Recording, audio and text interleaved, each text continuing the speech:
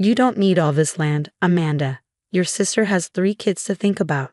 My father's voice boomed across the Sunday brunch table, making the china rattle. I gripped my coffee mug tighter, trying to maintain my composure as I watched my parents and sister Katie orchestrate their latest attempt to take what was mine. My name is Amanda Mitchell, and at 32, I had transformed my grandfather's old farmland into a thriving organic produce business. The 100 acres he left me had become my sanctuary, my purpose, and apparently, my family's newest target. We're not discussing this again, I said firmly, meeting my father's stern gaze. Grandpa left this land to me for a reason. I've spent 5 years building something meaningful here. Katie, perfect Katie with her perfect family, jumped in with her usual dramatic flair. But my kids need space to grow up. Your nieces and nephew deserve. What about what I deserve? I cut her off, surprising everyone, including myself. I've poured everything into this land. My savings, my time, my future. Mom reached across the table, her expression a practiced mix of concern and manipulation. Honey, you're single. You don't have a family to think about. Katie needs. I have a family, I interrupted again. My employees, my customers, the community that depends on our organic produce. Just because I'm not married doesn't make my work less valuable. Dad slammed his hand on the table, making everyone jump. This isn't about your little garden project. This is about family. About doing what's right. I stood up, my chair scraping against the hardwood floor. My little garden project supplies produce to half the restaurants in town. I employ 15 people. I'm not giving it up just because Katie wants a bigger backyard. You're being selfish, Katie sniffed, clutching her designer handbag. My children. Your children have a 4-bedroom house and a huge yard, I reminded her. What they don't have is any right to my property. That's when Dad's face turned that dangerous shade of red I remembered from childhood. We've already promised Katie she could build her dream home here. The contractors are coming next week. My blood ran cold. You what? It's done, Amanda, Mom said softly. We've already paid the deposit. Katie's house will be perfect right where your current greenhouse is. I pulled out my phone, hands shaking, and pulled up my security app. Sure enough, there were several recent photos of men in suits measuring and marking areas around my greenhouse. They had been on my property without my permission.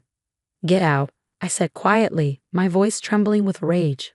All of you, get off my property. Don't be dramatic, Katie rolled her eyes. This is happening whether you like it or not. Dad's already arranged everything. I turned to my father, the man who had always favored Katie, who had dismissed my dreams as hobby since I was a child. If you or any contractors step foot on my land without permission, I'll call the police. He stood up, towering over me like he used to when I was small. You ungrateful little. I'm your father. This is family land. No, I corrected him, standing my ground. This is my land. Legally, morally, and in every other way that matters. Leave. Now. They left, but not before my father's parting shot. We'll see about that. I should have known he wouldn't give up easily. The next morning, I woke to the sound of heavy machinery. Racing outside in my pajamas, I froze in horror at the sight before me. My father was behind the wheel of a bulldozer, plowing through my carefully tended organic gardens. Katie stood nearby, pointing out where her new house would go, while Mom supervised the destruction of 5 years of my hard work. Stop, I screamed, running toward them. What are you doing? Making room for your sister's future, Dad called out, not even pausing as he destroyed another row of crops. You had your chance to be reasonable. I grabbed my phone and started recording, my hands shaking as I documented the destruction. Then I called the police. You can't call the police on your own father, Mom shrieked, trying to grab my phone. Watch me, I replied, stepping back. And I've got security cameras recording everything too. Katie's smug smile faltered slightly. You're bluffing. You don't have security cameras. I pulled up the app again, showing them the multiple angles currently recording their criminal behavior. Grandpa taught me to always protect what's mine. I've got cameras covering every inch of this property, and they've been recording since you first sent those contractors to trespass last week. The sound of police sirens in the distance made them all freeze. Dad switched off the bulldozer, his face pale. You've gone too far, I told them as the police cars pulled up. Way too far. As the officers approached, I could see the reality of their actions finally starting to sink in. But I knew this wasn't over. My family had always been relentless when they wanted something, and they wanted my land. What they didn't know was that I had more evidence than just security footage. Grandpa had left me more than just land. He left me everything I needed to protect it. The upcoming court date would show them exactly how well I'd learned from him. The 2 weeks following the bulldozer incident were a nightmare of legal meetings and family drama. My father was charged with criminal damage to property, but my mother somehow convinced the prosecutor to offer a plea deal, community service, and restitution for the destroyed crops. But that wasn't the end of it. While I was meeting with my lawyer about the criminal case, Katie filed a civil suit claiming she had a right to part of the property based on some verbal agreement with our parents. "They're getting desperate," my lawyer Martha said as we reviewed Katie's claim. "But I think it's time we show them what your grandfather left you." I nodded, opening my safe to pull out the leather portfolio I'd kept hidden for 5 years. Inside was everything Grandpa had prepared before his death. Documents, letters, and evidence of my family's past attempts to take advantage of him. "Are you sure about this?" Martha asked, her eyes widening as she read through the contents. "Once we present this in court, there's no going back. Your family. They stopped being family the moment Dad destroyed my livelihood." I replied firmly. Grandpa knew this would happen. That's why he prepared everything. The morning of the civil hearing, I arrived at the courthouse to find my entire family waiting. Mom rushed over, her face a mask of concern. "Amanda, please," she pleaded. "We can still fix this. Just give Katie 10 acres. That's all she needs for her house." I walked past her without responding. Katie's husband Mark tried next, blocking my path. "Be reasonable," he said. "Think about the children. They deserve to learn that destroying other people's property is okay as long as you want something." I cut him off. "Great lesson." Inside the courtroom, Katie's lawyer presented their case first. He talked about family obligations, verbal promises, and the importance of providing for future generations. Katie took the stand, crying on cue about how I was destroying our family over just a piece of land. When it was my turn, Martha called me to the stand. "Ms. Mitchell, could you tell us about the day your grandfather gave you this land?" I took a deep breath. It was 3 months before he died. He called me to his study and showed me all the documentation he prepared. He knew what would happen after he was gone. "What do you mean?" I pulled out the first document from the portfolio. This is a video recording of my parents and sister trying to convince Grandpa to sell the farm 2 years before he died. They wanted to develop it into luxury homes. The courtroom went silent as Martha played the video. There was my family, pressuring my elderly grandfather, calling his organic farming ideas outdated and worthless. Then came my father's voice. "Just sign it over, Dad. We know what's best for the family." Objection. Katie's lawyer jumped up. "This is irrelevant to the current case." On the contrary, Martha replied smoothly. "This establishes a pattern of behavior that led Mr. Mitchell to take specific precautions with his will." The judge allowed the evidence. Next came the letters. Dozens of them, documenting every time my family had tried to manipulate Grandpa out of his property. And finally, the most damaging evidence of all. "This is a notarized statement from my grandfather," I said, my voice steady, "recorded 1 month before his death, specifically stating that the land should never be divided or developed. He left it to me because I was the only one who shared his vision for sustainable farming."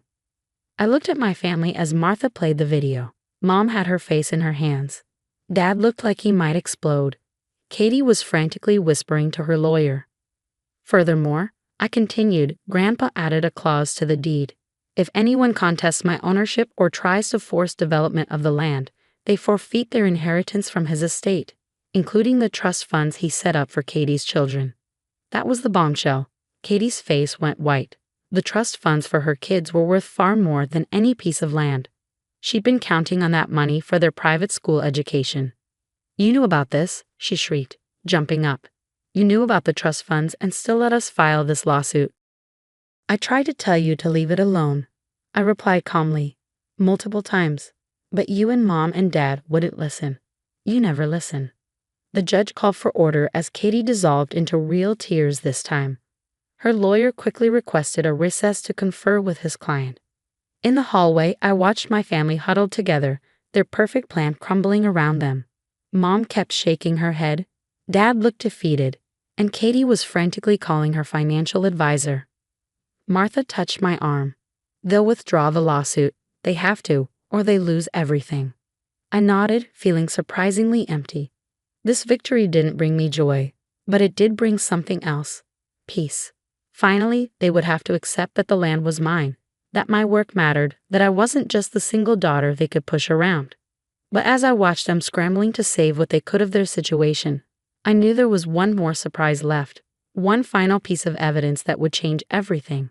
After Katie withdrew her lawsuit, I thought my family would finally leave me alone. Instead, they launched a different kind of attack. Mom started telling everyone in town that I'd destroyed the family over greed. Dad gave interviews to local papers, painting himself as a heartbroken father whose daughter had turned against him. Katie posted tearful videos on social media about how I'd stolen her children's future. But I had one last card to play, Grandpa's final letter, meant to be revealed only if things went this far. "Are you sure about this?" Martha asked as we prepared for the final hearing to settle the restitution amount for my destroyed crops. "This will change everything." I nodded, clutching the sealed envelope. They've left me no choice. The courtroom was packed. My family had made sure their side of the story had spread far and wide, gathering sympathy and support from people who didn't know the whole truth. I saw familiar faces from town, most avoiding my eyes, already convinced by my family's version of events. As the hearing began, Martha stood up. "Your Honor, before we discuss restitution, my client would like to present one final piece of evidence that directly relates to the property damage and the pattern of harassment she's endured." Katie's lawyer objected, but the judge allowed it. With trembling hands, I opened the envelope for the first time and began to read. "My dearest Amanda, if you're reading this, then everything I feared has come to pass. Your family has tried to take what's yours, just as they tried to take what was mine. But there's something they don't know, something I've kept secret for decades. The land I left you isn't just farmland. 20 years ago, I discovered something valuable beneath it, a natural spring with unique mineral properties. I've had it tested, verified, and protected legally. The water rights alone are worth millions. Your father knows about this. He discovered my research 10 years ago and tried to force me to sell. When I refused, he and your mother began their campaign to discredit my mental capacity, hoping to gain control of the property. That's why I made sure you would inherit everything, because you were the only one who loved the land for what it was, not what it could be sold for. I'm sorry for the burden this knowledge brings, but you deserve to know the truth about your inheritance and your family's actions. Love, Grandpa." The silence in the courtroom was deafening. I looked up to see my father's face drain of color. Mom had frozen in her seat while Katie stared at Dad in shock. "Your Honor," Martha continued, "we'd like to submit these additional documents, geological surveys, water rights certificates, and correspondence showing Mr. Mitchell's attempts to gain control of the property through questionable means." Dad stood up abruptly. "This is a lie. She's forged these documents." "The documents have already been authenticated," Martha replied calmly. "Additionally, we have evidence of Mr. Mitchell's recent attempts to sell water rights he doesn't own to several beverage companies." That was the final blow. Dad sank back into his seat as whispers erupted throughout the courtroom. The town's sympathy was shifting as they realized the true story behind our family drama. The judge took one look at the new evidence and immediately ruled in my favor, ordering maximum restitution for the destroyed crops and adding a restraining order preventing my family from coming near my property. Outside the courthouse, Mom tried one last time. "Amanda, please," she begged. "We can work something out. Share the profits as a family." "Family?" I laughed quietly. "You stopped being family the moment you chose greed over me. The land stays as Grandpa wanted, an organic farm. The spring will remain untouched." "But think of the money," Katie protested. I replied. "I'm thinking of the sustainable income the farm provides for our employees, the healthy food we provide for our community, and the legacy Grandpa trusted me to protect. 5 years have passed since that day. My organic farm has flourished, expanding to include an educational center where we teach sustainable farming practices. The spring remains our secret, its water naturally irrigating our crops just as it has for generations. My family? They moved away after the truth came out, their reputation in town irreparably damaged. Sometimes I get messages from Katie's kids, now teenagers curious about their aunt and the farm they've heard so much about.